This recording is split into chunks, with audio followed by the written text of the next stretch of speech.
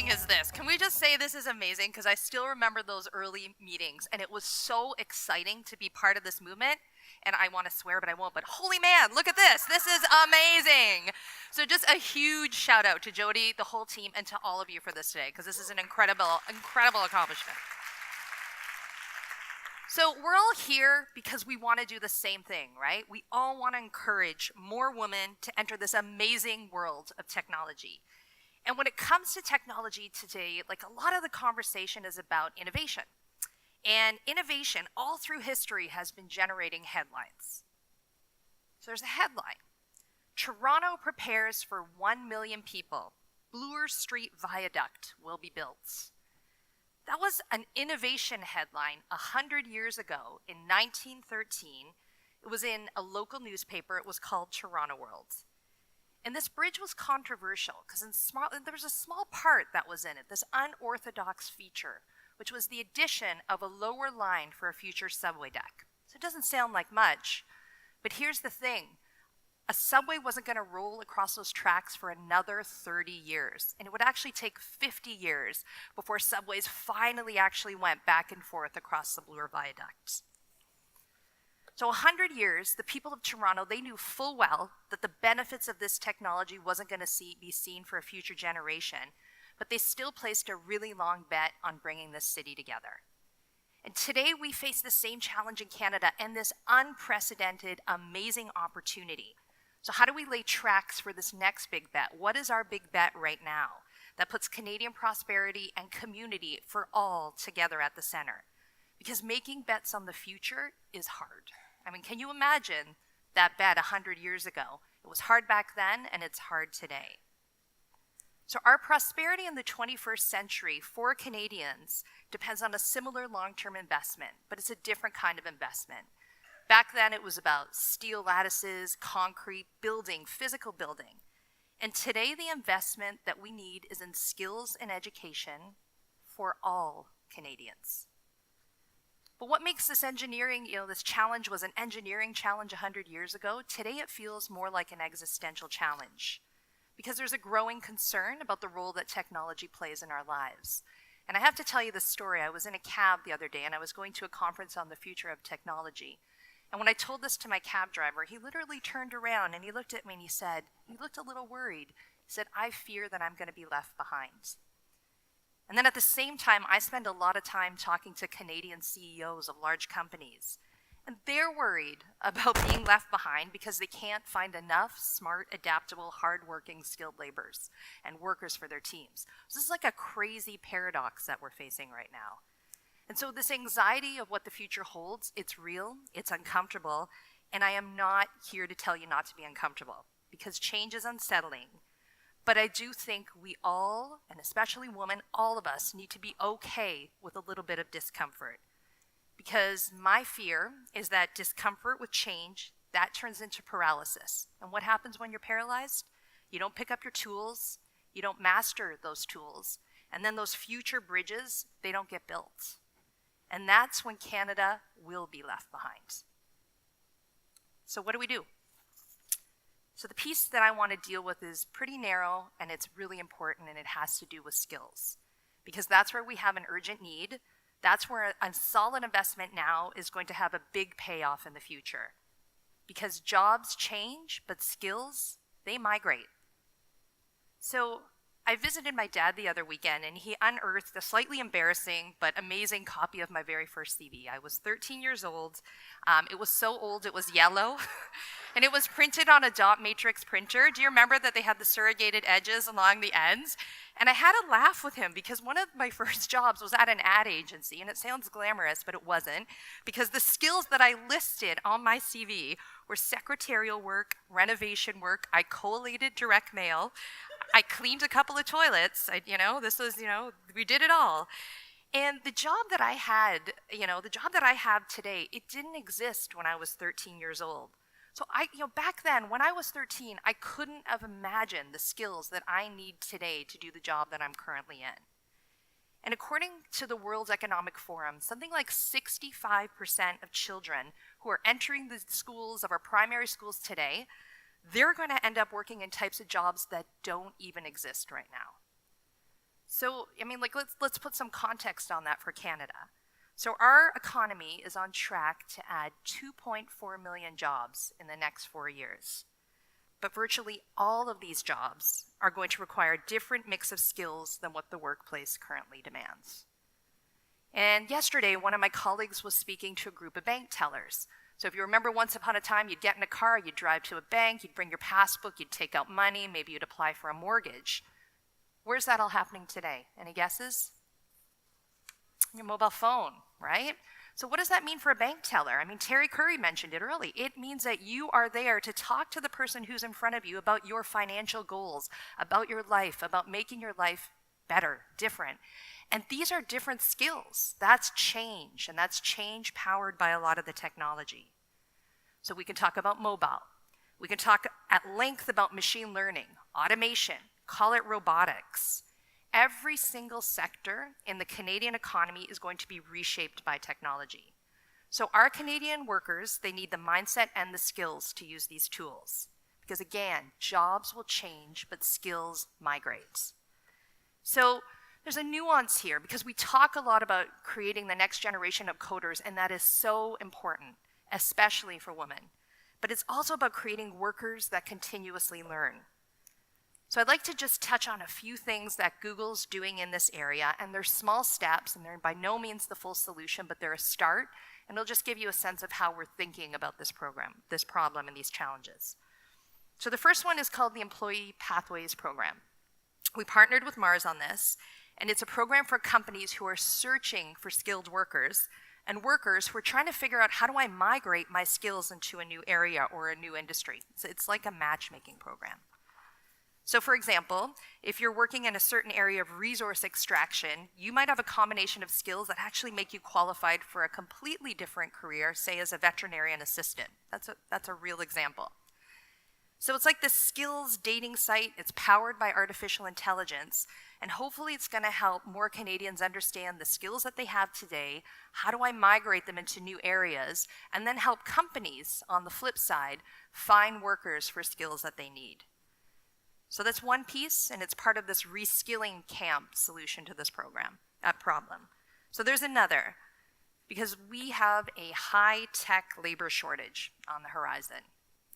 So the ICTC calls it an acute talent demand in digital, and I call it an opportunity. So Canada needs to fill 216,000 net new IT jobs by 2021. And this includes IT support jobs. I'm sure we all know about this job because it's when the tech doesn't work, these are the people that you go to, right? Help me fix this. Blue screen of death, you're here. So we have put together a first of its kind program in IT support. And what's so interesting about this is this takes people with no experience in this field to job readiness in 8 to 12 months. And what's even better is once they've graduated, we get their CVs in the hands of really amazing Canadian companies who want to hire them. Companies like RBC, Walmart, Shopify, and they really want to hire diverse talent in these fields as well. So that's another bit of progress. But let's be clear, there's still a lot to be done, and especially in untapping our entire population for those 216,000 IT jobs. And this is just a call out to all of you folks who are a business community here in the audience. All Canadian businesses have a responsibility here. Companies need to be training grounds for these new types of skills. So we can't just rely on colleges and universities because things are moving too fast. And we had a reskilling problem at Google last year. We had to retrain all of our engineers on machine learning. That's 18,000 people that took a course that was called Introduction to Machine Learning to understand this. That was reskilling at Google for our engineers. Why did we do this? Because we believe that the potential of machine learning is so vast that every person should learn machine learning fundamentals. And I'm going to confide in you a second. I have worked at Google for 12 years. I'm in a fairly senior position. I still have to take product exams every 3 months. They're uncomfortable. They're hard, but it's important. And I do it just alongside everybody else who's on my team. So every company that's being transformed by technology needs to make a bigger and more strategic bet on training its people now, all of its people, for the skills of tomorrow. And just one aside, that machine learning course that I mentioned, that's free online for any Canadian who wants to take it. So for Canada to achieve its incredible potential, just to keep up with its global competitors, we are going to need an army of technically literate workers and innovators and problem solvers. And according to Stats Canada, we have about 1.3 million people who are employed with a STEM degree. So that's the entire Canadian workforce, one snapshot. China is going to graduate 5 million people with a degree in STEM this year alone. So mid-career reskilling IT support programs, these are fantastic, but they're not the solution. They're almost like at the bottom of the funnel. And what we really need is change at the top of the funnel before people even enter in the workforce. And we need to take a much bigger bet on STEAM education and computational thinking. So education in science, technology, engineering, arts, and math. And this is our best opportunity to build skills and the mindset for an adaptive labor force. And we need more students in STEAM because these are the table stakes of the global economy. And Canadian kids, they need to get excited about this. And I know a little bit about this because I have 2 of them at home. They're both age 7. And I saw Lily, and she was amazing, by the way. Amazing. And I have to tell you a little story about my own kids. So not long ago, my son, he met my boss at Google, and he pitched him an idea. Like he sees his first thing, "Hi, my name is Zach. I have an idea I want to share with you." Because he thinks that my boss can make these ideas happen, right? He said, "I want to build a flying car." And so my boss looks at him and he pulls out his phone and he shows him that Larry Page is also working on a similar idea. So unfortunately, the co-founder of Google is also working on a flying car. So initially, my son looks a little deflated, and then he looked at him straight in the eye and he said, "Yes, but I would like my car to come out of a watch." So my point is, you're all going to have to sign NDAs right now.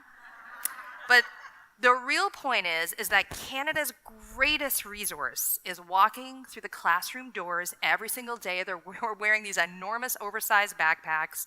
They think bigs, they are sponges. And it has never been more critical that we give our kids the tools that they need to become the technology builders of tomorrow.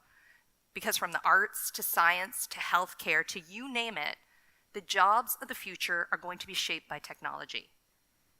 And that's why we worked with Actua to deliver 1 million hours of coding workshops and camps. That's why we opened a community space in Waterloo, so that we can have courses on robotics, community classes around coding and digital skills right there in the community. And these are pilots, because the ultimate goal is to create more of these moments for young people, and all young people. And that is ultimately how the tech sector can address its diversity issue.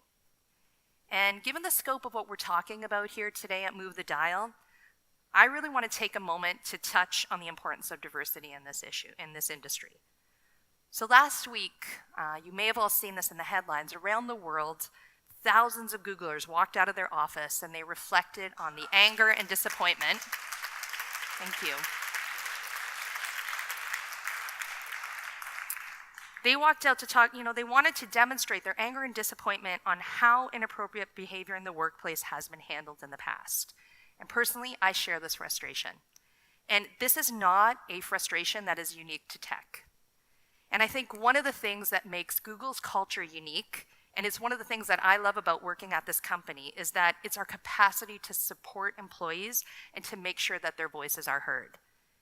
And I also appreciate that we have taken a harder line on inappropriate behavior, particularly in the last 2 years, and including people in positions of authority. And I think this difficult episode sheds further light on why we need more diverse perspectives, why we need different experiences in technology, why we need more women in tech.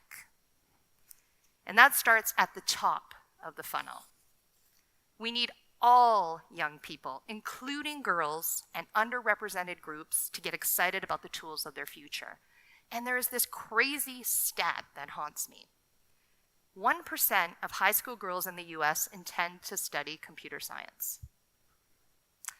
And I've talked to a lot of educators, anecdotal. I have a lot of people in my family who are educators. I don't think we're far off in Canada. And even if we're marginally better, marginal on 1% is not good enough.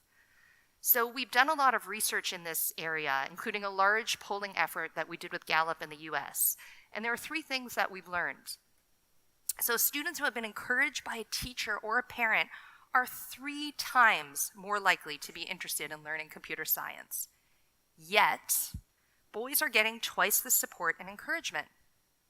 So they are more likely to hear from a parent or an educator that they're going to be good at this, right? So this is more than likely unintended. Nobody does this on purpose, but it is an unhelpful confirmation bias. And then there's this really kind of sad things that happens in that tender age at around 12, that between 12 and 14, 47% of boys are really interested in entering this field, and it drops down, it plummets to 12% of girls.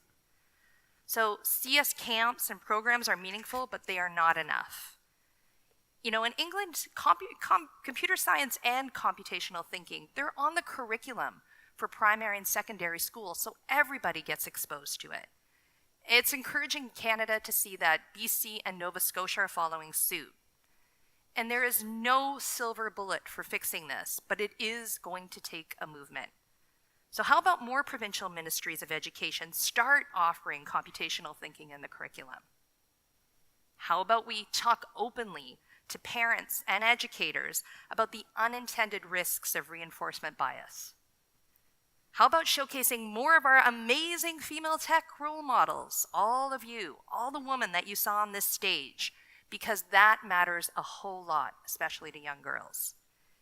And how about getting more girls excited about the potential of STEAM and computer science all the way through their lives by letting them experience it, connect to their passions?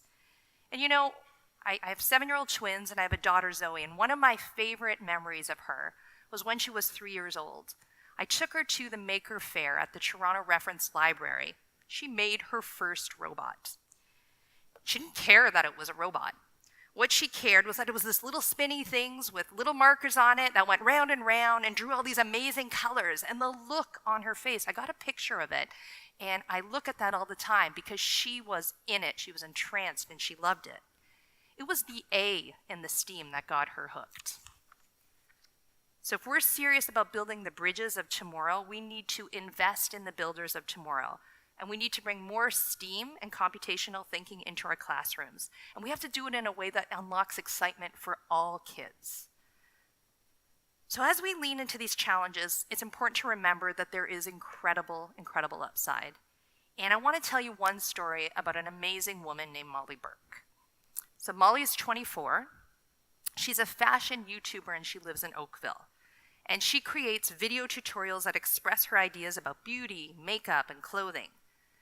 But what makes Molly different is that 10 years ago, at the age of 14, she lost her sight. So she created an entire language about talking about the things that she is passionate about, makeup, clothing, fashion, that didn't depend on looking in the mirror. It's amazing. She has 1.4 million subscribers on YouTube. And she is part of this generation of Canadian artists that are reaching global audiences through YouTube. And we're getting 90% of our view of these artists coming from outside of Canada. So it's a huge, huge potential. And Molly's story is just such a perfect example of what I'm talking about. The incredible potential that new technology offers to everyone, if we have the skills and the mindset to take advantage of it. So, building on our skills and our capacity to adapt for everyone, including girls, that is our blueprint for future growth and opportunity. We need to better align the skills of the Canadian workforce with the jobs of the future. Again, jobs will change, but skills migrate. Every Canadian company needs to be a training ground for digital skills development. And we need to widen and nurture the pipeline of STEAM talent coming out of our schools, especially for girls. We need to make sure that no Canadians are left behind. So going back to the story of the Bloor Bridge, there's one detail that I didn't mention. So when it was first proposed, the city held a referendum. And the people of Toronto actually, they voted against this bridge. The next year they held another referendum, And again, they voted against this expensive, forward-looking piece of infrastructure, the benefits of which it wasn't going to be realized for another generation. So it took 3 referenda before the 300,000 residents of Toronto, before they agreed to go ahead and build this bridge. And clearly they had some anxiety of their own. So they took a deep breath and they overcame it. So we need to get comfortable with the discomfort that comes with technological change and innovation. Because, sitting in the driver's seat of where I am, it's also uncomfortably exciting. And our capacity to adapt is innate. So I'm a tech optimist. And if we invest in skills for all Canadians, especially girls, we will unlock future prosperity in all of its forms. Because technology, when thoughtfully applied, that's our bridge to building a better world. And I would like to see us move the dial to get more girls and women taking part. Thank you.